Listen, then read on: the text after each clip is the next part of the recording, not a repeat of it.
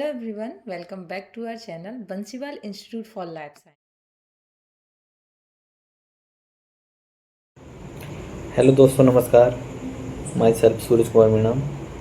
आई qualified CSA net JRF जून 2024। काफ़ी लोगों को ये कोई बताने वाला नहीं होता, हमें भी कोई बताने वाला नहीं था, तो इस वजह से काफ़ी चीज़ें हो जाती हैं जो हमें थोड़ा डिले कर देती हैं या लेट हो जाते हैं। तो आपके पास अगर ये हो तो आप थोड़ा बेसिक पढ़ना स्टार्ट कर दीजिए उस समय से। बाकी आप जैसे MSc में आओगे तो आपको एक माहौल मिलता ही है। बाकी यदि नहीं मिलता है तो आप उस माहौल को बनाने की कोशिश करिए, आप ऐसे लोगों से इंटरेक्ट करिए जो इन चीज़ों में ज़्यादा ऐसी बातें हैं जिनको अपन अगर पहले ही क्लियर करके चलते हैं तो आगे अपन को इस एग्ज़ाम को क्लियर करने में प्रॉब्लम नहीं रहती।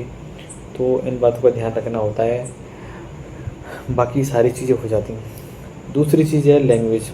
लैंग्वेज का काफ़ी इशू रहता है। जैसे अपन कोई लोकल कॉलेज से आते हैं तो उसका भी रहता है कि वहाँ पे अपन को सारा कुछ हिंदी में पढ़ाया जाता है, यहाँ पे आके अपन को इंग्लिश में पढ़ना होता है, तो फिर चीज़ें मैनेज करना थोड़ा मुश्किल होता है। तो वो भी आप ट्राई करें MSc के साथ साथ में, या फिर आप BSc में हो तो BSc में थोड़ा थोड़ा जो टर्मिनोलॉजी है एटलीस्ट आप उसको इंग्लिश में कम्प्लीटली आपको उसका आना चाहिए, जिससे आपको बाद में थोड़े थोड़े सेंटेंस बनाने हैं तो वो इजीली आपको हो जाएंगे।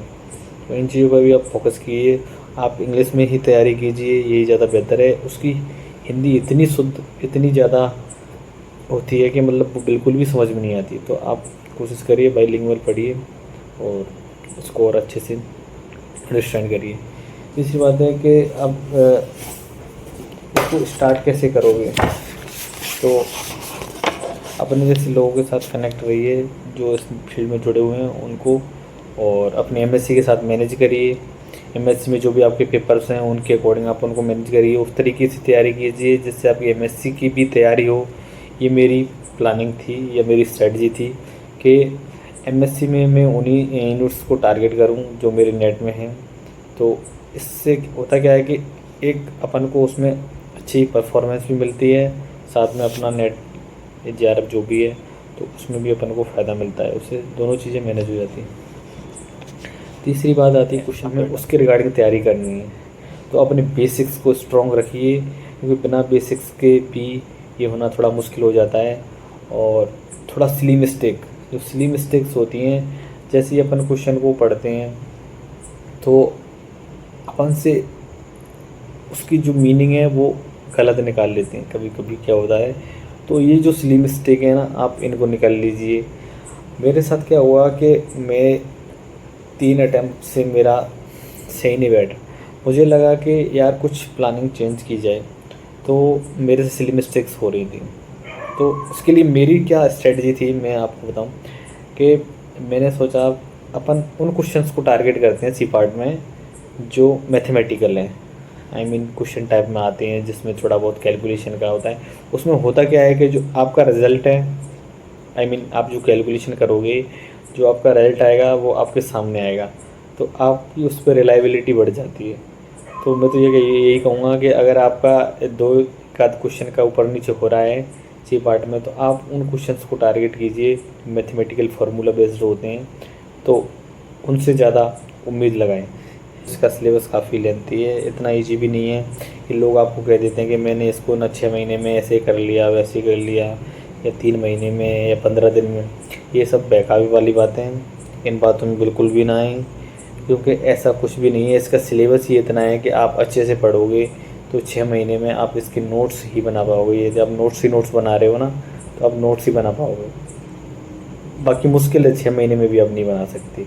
तो आप अपने अकॉर्डिंग देख लें। ये जो कहने वाले लोग होते हैं ना, उनकी ऑलरेडी तैयारी हो रखी होती है, वो वाले बंदे होते हैं जिनके नीट बैकग्राउंड बहुत ज़्यादा स्ट्रॉन्ग होते हैं, या जो पहले से पढ़ चुके होते हैं। यदि आप इस बैकग्राउंड से हो तो हो सकता है आपको इसका बेनिफिट भी मिले। बाकी आप यदि नीट बैकग्राउंड से नहीं हो या आपके नीट में काफ़ी टाइम हो गया, तो इन चीज़ों का भी ध्यान रखें, क्योंकि ये उन्हीं बंदों का 6 महीने में उन्हीं का निकलता है जिनकी लैंग्वेज पे जो पकड़ है वो बहुत अच्छी होती है, या फिर उनकी बेसिक्स बहुत ज़्यादा स्ट्रॉन्ग होते हैं, उसके साथ साथ उनका ए पार्ट भी स्ट्रॉन्ग होता है, और उनकी जो क्या कहूँ,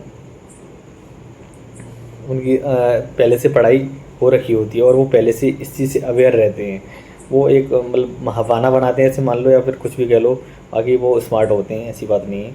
तो वो उन्हें पता होता है कि किस तरीके। बाकी मैं लास्ट में यही कहना चाहूँगा कि पीएल सर का काफ़ी रोल रहा है।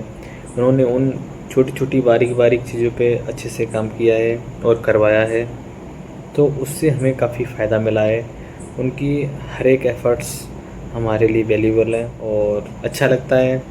उन्होंने एक बच्चे की तरह हमें ट्रीट किया है, तो ये भी अपने आप में उनका ब्लेसिंग है कि उन्होंने कभी ऐसे बिहेव नहीं किया कि नहीं आप एज ए स्टूडेंट हो। कभी भी हमें ज़रूरत कॉल कभी भी लगाया, कभी भी बात की, कभी भी डाउट क्लियर किया। तो एक उनका भी अपना पर पॉजिटिव इम्पैक्ट पड़ता है।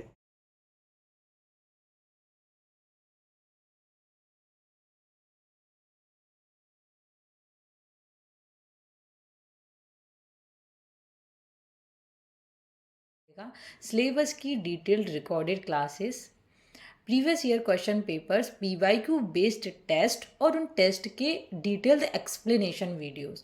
सो सीएसआई नेट की प्रिपरेशन कर रहे देश भर के सभी स्टूडेंट्स को अब बड़े बड़े इंस्टीट्यूट में जाकर के बहुत ही ह्यूज अमाउंट में फ़ीस पे करने की बिल्कुल भी नीड नहीं है। आप अपनी प्रिपरेशन जर्नी को बिल्स के बेहतरीन एक्सपर्ट्स के साथ बहुत ही ईजी वे में करके अपनी सक्सेस को सिक्योर कर सकते हैं। स्टूडेंट्स में वीडियो को ज़्यादा से ज़्यादा शेयर करें ताकि इन्फॉर्मेशन सभी नीडेड एस्पिरेंट्स में पहुंच जाए। रजिस्ट्रेशन की लिंक आपको डिस्क्रिप्शन में मिल जाएगी।